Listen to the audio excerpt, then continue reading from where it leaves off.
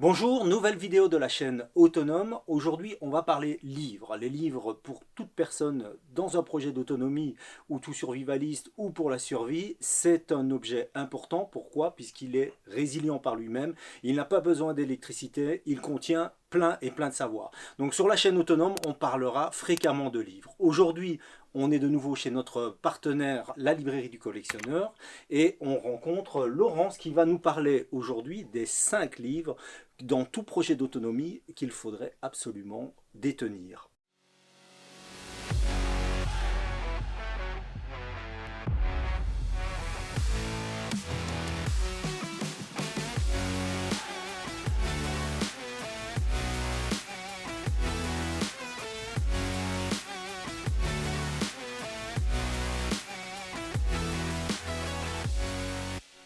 On va commencer par quoi? Laurence, bonjour. Bonjour Joël. Alors, on va commencer par ce livre, cette grande Bible, le grand guide marabout de l'autosuffisance de John Seymour, qui est une réédition de l'édition originale de 1976. Alors, ce livre, moi, je l'avais déjà avant, quand il a porté encore le titre Revivre à la campagne. Aux éditions de Boré, il était épuisé et pourtant, c'était un livre indispensable et donc Marabout a réédité ce livre passionnant. Il est magnifique, il est magnifiquement illustré. Donc, Ah ouais, c'est super old school en fait, avec des dessins, des... Ah voilà, ouais, il aborde, ça c'est, j'adore regarder, donc il aborde en fait tous les aspects de l'autosuffisance, notamment alimentaire, mais aussi comment développer de ses outils, comment filer de la laine, comment dépecer un animal de la basse-cour. Il apprend à reconnaître les champignons, à tenir son potager tout au long de l'année. Donc c'est un livre dans lequel on se plonge avec plaisir, un livre qui nous apprend énormément de choses, qu'on feuillette et refeuillette en permanence. C'est un livre aussi dans lequel vos enfants trouveront beaucoup de plaisir à aller se perdre parce qu'il est magnifiquement illustré avec des jolis dessins. Voilà, on apprend aussi comment moudre le grain. Donc c'est une excellente introduction, c'est une Bible indispensable. ok, fondamental. Un fondamental pour moi. Alors le suivant que je voulais présenter, c'est ce coffret. Hein, c'est Vivre en autonomie, publié par les éditions Rustica. 3 tomes. Alors, c'est un ouvrage qu'on va dire plutôt dans sa manière d'aborder l'autonomie plus généraliste, puisqu'il ne va pas en profondeur dans chaque sujet. Donc, il se divise en 3 tomes. Voilà. Le coffret est magnifique. Le coffret est magnifique. Très bel objet. Alors, le premier tome, c'est Se loger. Donc, il aborde toutes les questions de l'autonomie autour du logement, mais aussi, et ce qui est intéressant, autour des produits ménagers. Du zéro déchet, donc tout ce qui concerne la maison, l'habitation. Le deuxième tome, c'est se nourrir. Ça évoque aussi toute l'autonomie, le potager, gérer un poulailler, les conserves, la conservation. C'est passionnant. Et puis, il y a le troisième tome que je trouve très intéressant, c'est partager. Au-delà de l'autonomie pour les habitations, pour la nourriture, ce livre aborde aussi l'autonomie financière, les échanges aussi entre les communautés. Il parle aussi de l'autonomie affective, de l'indépendance affective, comment pouvoir se prendre en charge sans dépendre de quelqu'un d'autre. Donc ça aborde des questions psychologiques. Ça parle aussi de solidarité, de minimalisme et d'école à la maison. Parce que l'autonomie, c'est aussi ça. C'est pouvoir prendre en charge, en fait. C'est se prendre en charge sa famille. Et donc, c'est un livre qui aborde toutes ces questions. Enfin, 3 livres qui abordent toutes ces questions.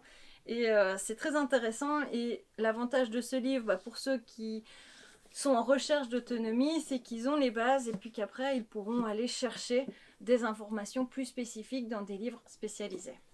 En sachant que c'est pas une autonomie solitaire, mais c'est quelque chose qui se crée dans un collectif aussi. C'est ça. C'est important de rappeler que l'autonomie, en fait, c'est pas quelque chose, c'est quelque chose qu'on fait au départ pour soi par soi, mais c'est quelque chose qui se fait évidemment au nom du groupe, au nom de la communauté. C'est quelque chose qui est solidaire, mais solidaire dans le fait de l'action. Donc, on fait rien seul. Donc, c'est important que ce livre l'aborde. Oui. Donc, eh bien oui, je prends. Donc, on parlait de peut-être livres plus spécialisés qui peuvent se greffer autour de ce fil d'Ariane. Le suivant en fait Eh partie. bien, oui, alors ça, c'est un livre qui sort ce mois de janvier aux éditions Terran. C'est La Maison Résiliente de Didier Flippo et Rémi Richard. Le sous-titre parle pour le livre, c'est pistes, astuces et partage de savoir-faire pour un habitat autonome. Alors, on parlait d'autonomie, mais effectivement, on parle beaucoup aujourd'hui de résilience, comment s'adapter au changement. On parle d'autonomie aussi, comment pouvoir vivre quand la structure qui nous entoure ne peut plus contribuer finalement à nos besoins, que ce soit en électricité, en eau ou en chauffage. Donc toutes les ressources en fait liées à notre habitat. Et donc dans ce livre, ce sont deux personnes, Didier Flippo et Rémi Richard, qui ont une expérience dans la construction, la rénovation plutôt de maisons résilientes. Et le livre est très bien construit aussi parce qu'il nous permet de se poser les bonnes questions.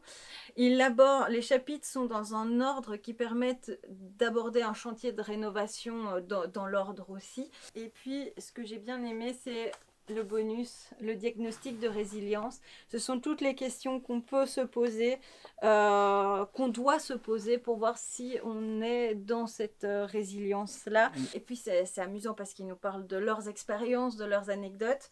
On apprend énormément de choses au niveau de la rénovation avec des matériaux naturels. Pour moi, ça c'est aussi intéressant parce qu'à un moment donné, justement dans l'isolation, il y a des personnes qui sont déjà avancées dans leur projet d'autonomie, d'autres personnes qui sont moins avancées et avec les pénuries qui arrivent, qui sont en cours. Comment est-ce qu'on peut essayer de remplacer, comment trouver des matériaux pour isoler par exemple, ou par quoi remplacer si vraiment tout s'est effondré. Donc c'est vraiment très très bien fait. C'est très clair, j'ai compris.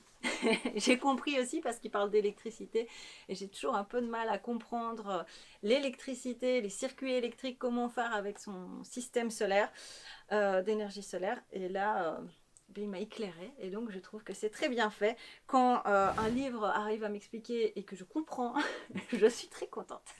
Alors, Voilà. on remarque aussi qu'il y a quand même une évolution, même dans les nouveaux titres qui paraissent sur les livres d'autonomie ou les livres de survie.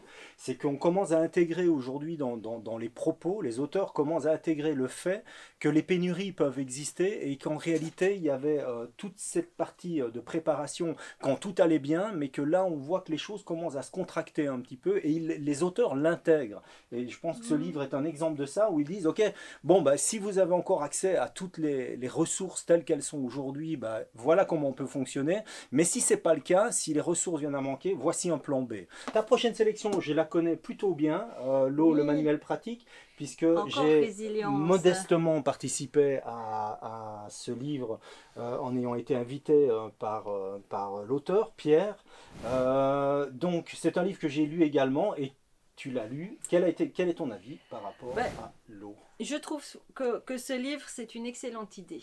Voilà. Tout d'abord, avoir un livre spécifique pour l'eau, c'était indispensable pour moi pour l'autonomie. Pourquoi ? Parce que l'eau, c'est une ressource vitale. Pourquoi en fait ce sujet m'intéresse ? C'est parce qu'il y a eu les inondations cet été. Ça m'a profondément marqué.